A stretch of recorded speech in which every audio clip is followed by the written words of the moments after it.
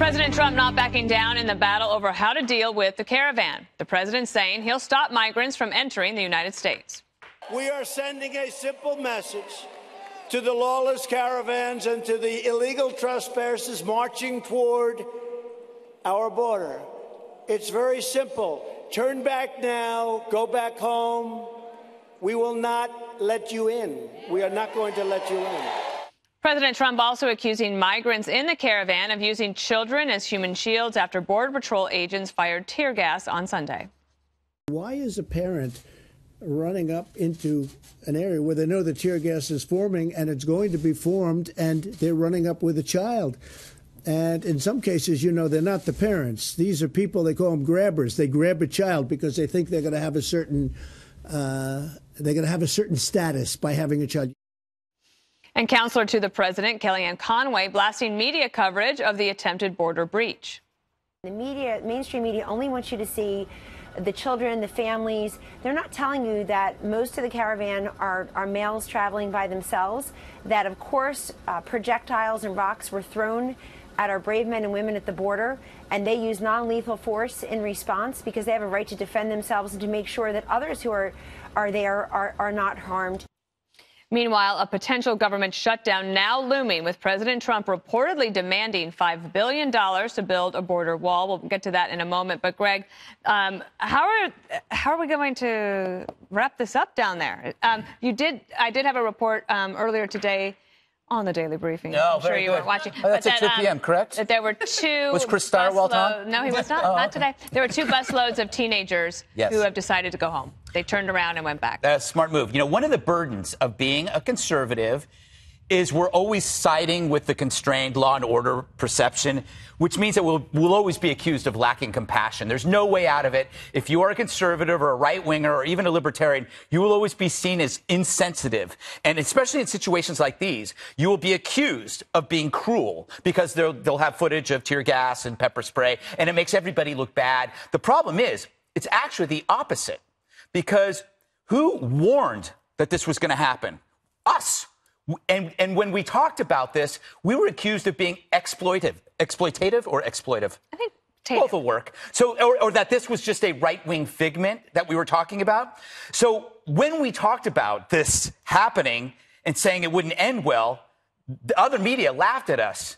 And then when it actually happens and it doesn't end well, they blame us. So you can't win, and it's actually wrong. I think it's the conservatives and the people that are for law and order and constrained that had the best interest for this group of manipulated souls. These are souls who are being manipulated by activists, and it's a persuasive left-wing ploy to do this kind of thing, but it never ends well for the people that are being used. Jesse, I talked to an administration official at DHS who said that I asked the question, what does success look like to you in a month?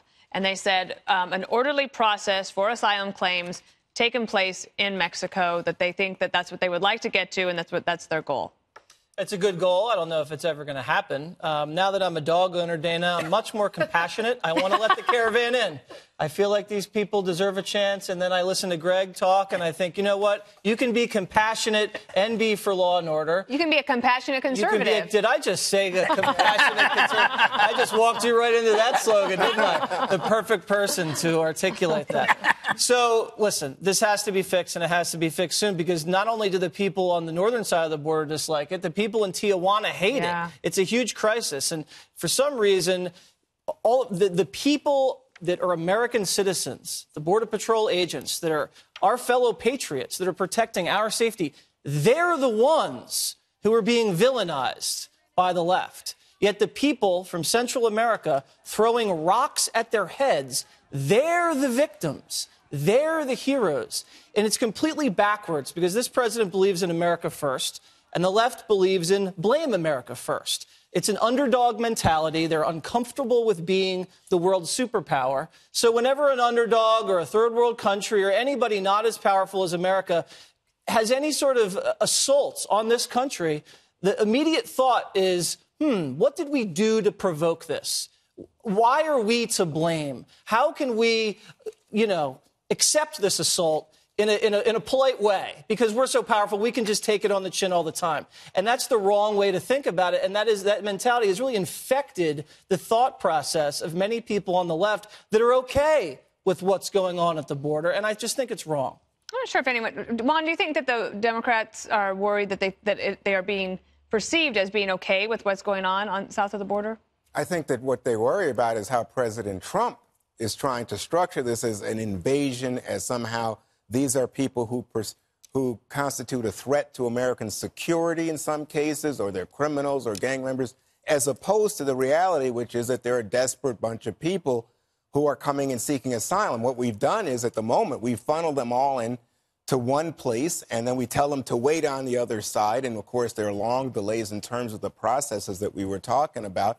And so then people get frustrated, as human beings do, especially when they've been through a long journey, apparently about a quarter to more of them with children. And so the children are out of control. Everybody's frustrated and anxious. And then you get situations like this. I think who created this was Donald Trump.